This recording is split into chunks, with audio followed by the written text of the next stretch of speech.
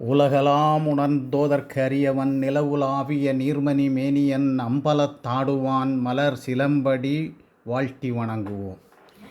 ஏக்யூப் TV நேயர்கள் அனைவருக்கும் எனது அன்பான வணக்கங்கள்.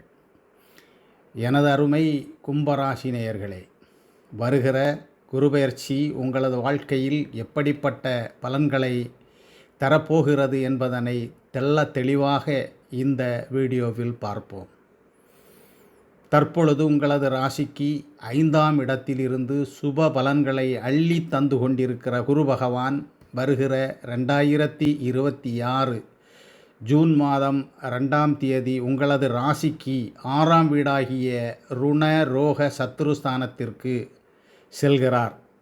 உங்களது ராசிக்கு 11ஆம் வீட்டிற்கும் 2ஆம் வீட்டிற்கும் சொந்தக்காரராகிய குரு பகவான் 6இல் மறைவது மத்தியமம்தான். நீங்கள் 7.5 நாட்டு சனியின் இறுதிக்கட்டத்தில் உள்ளீர்கள். இந்த நேரத்தில் இறை வழிபாட்டை கூட்டிக் கொள்ளுங்கள். சனி பகவானையும் அனுமனையும் கையெடுத்து கும்பிடுங்கள். சனி பகவானுக்கு எள் தீபம் ஏற்றுங்கள்.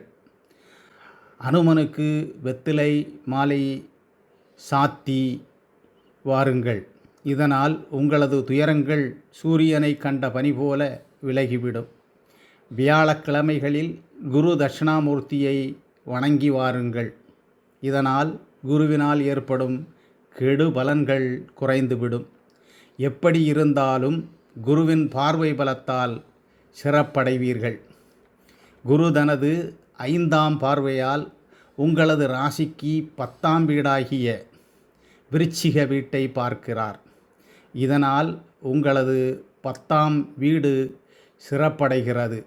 இதனால் சமுதாய அந்தஸ்து உங்களுக்கு கிடைக்கும். உத்தியோகம் மற்றும் தொழில் சிறப்படையும். குரு தனது 7ஆம் பார்வையால் உங்களது ராசிக்கு 12ஆம் வீடாகிய மகரத்தை பார்க்கிறார். இதனால் பண இழப்பை தவிப்பீர்கள். வெளிநாடு யோகத்தை குரு பகவான் தருவார். மறைமுக வருமானத்தை உங்களுக்கு தந்து உதவுவார். நிம்மதியான உறக்கத்தை தருவார்.